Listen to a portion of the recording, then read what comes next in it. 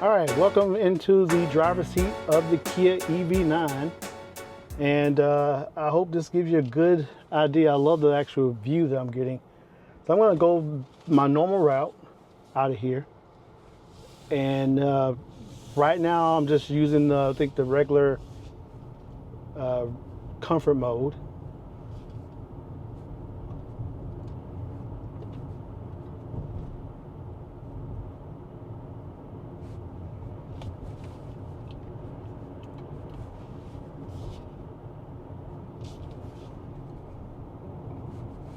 All right, so if you can see my dashboard as far as the way everything's set up, I left it alone. I kept the all-wheel drive setting set up because I wanted it to be one of those things where I can kind of see if it actually engages during the test drive. But this guy is very quiet. It rides really good. I think it's mainly because of those extra meaty tires, right? When we have, you know, tires that don't have real big wheels, you get a smoother ride and typically a quieter ride. And in this particular area, this is not the smoothest road. It's actually pretty rough, especially as I get closer down toward the railroad tracks up here.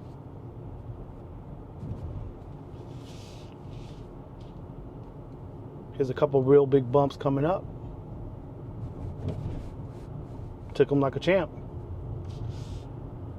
Now, I didn't mention earlier, but these do have paddle shifters, and they, of course, for brake regen. You know, the left side is to increase the brake regen, and the right side is to decrease it. And of course, once you have it set up in the right spot, you'll have it turned on to iPedal, and iPedal will be that intelligent pedal to where it will automatically bring you to a full stop. So I'm actually on iPedal right now. So if I was to take my foot off the accelerator, it'll bring me to a full stop, just like that. So it's very good to keep iPedal kind of on. I think I got it on the max. So if I bring it down, it's level 3. So it'll just slow me down to almost a stop. And you can see there's some road construction up here. So I'm not going to drive too wild or crazy, of course. This is, you know, not my car.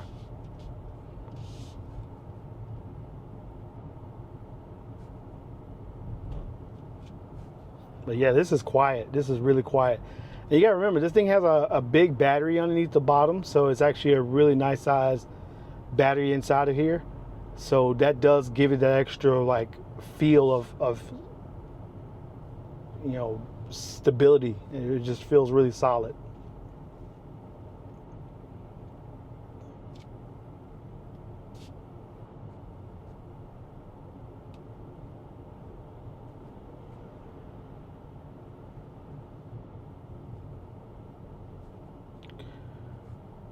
Guys are just doing their job.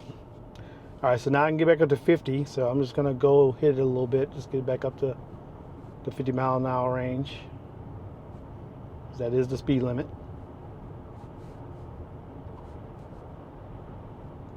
I mean, it is comfortable. It's comfortable, it's quiet. I could definitely see this as a good road tripper, right? Even though you may not have a lot of range between charges, but if you technically do it right, you can make this thing take a road trip really good, because you're talking about every 150 to 200 miles you stop and charge.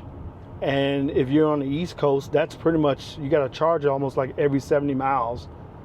You know, there's a small gap between Jacksonville and Georgia where there is, for Electrify America, that is, there is a bigger window of like 150 miles. But this guy can do it. Even if I go charge from, you know, 18 minutes, if it charges from 0 to, probably it's about 25 minutes, to be honest.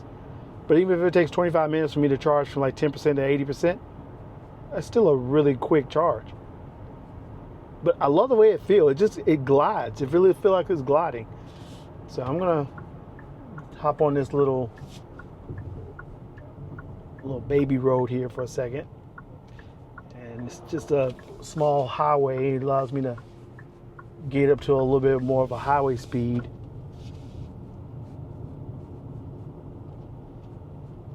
Let's see what you guys think when it comes down. I have to be very careful, of course, because this is a very highly patrolled area for police. I don't want to get a ticket in a test drive car. So if I get it.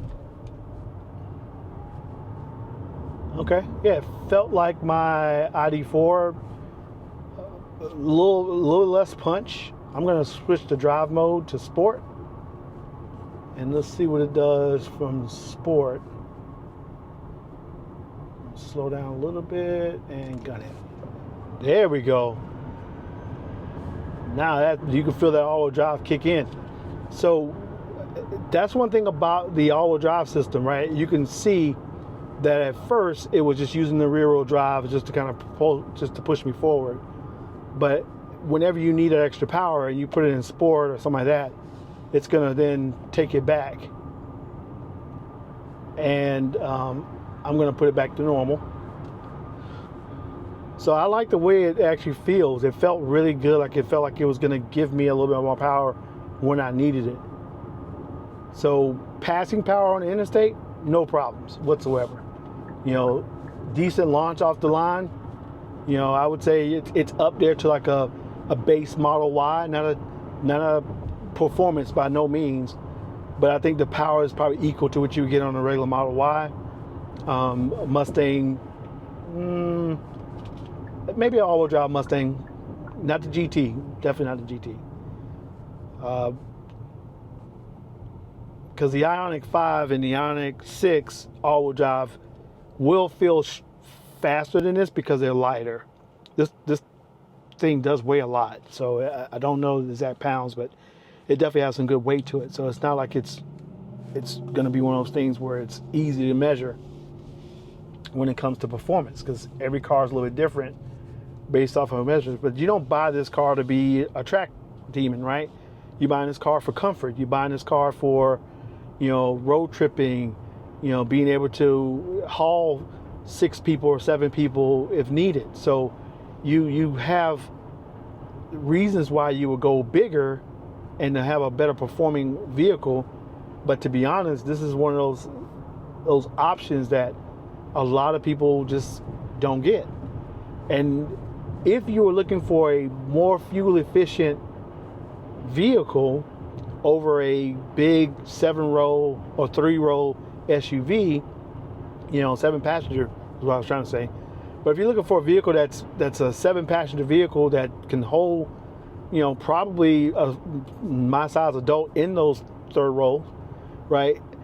And you get good efficiency, this is a good option, right? It's a good option, especially for an EV. There's not too many of them like that on the road right now. And the ones that are here, they are kind of bound to, you know, certain stipulations about them. And that's the thing that scares people about going to an EV, is just, am I buying a car that's going to be just too much, right? Or, you know, am I really saving the planet? Yeah, I can argue you're probably not. But when it comes to saving gas money, you know, especially in areas where you have high gas prices, even still to this day, it's kind of worth a shot looking at. And that's my whole point.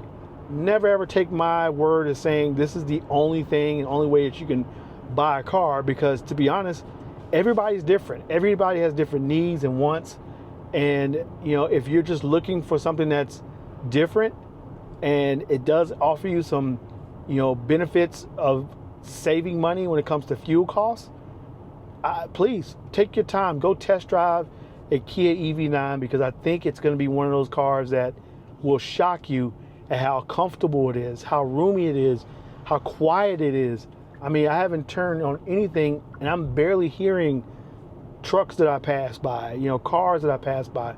It got a little windy because it's just the wind that's out there, but for the most part, yeah, this car is destined to be one of those that people are really going to be wanting to look at potentially buying instead of a Telluride, or instead of a Ford Explorer, or instead of one of these other SUVs that stand out as being, you know, a staple in the SUV market.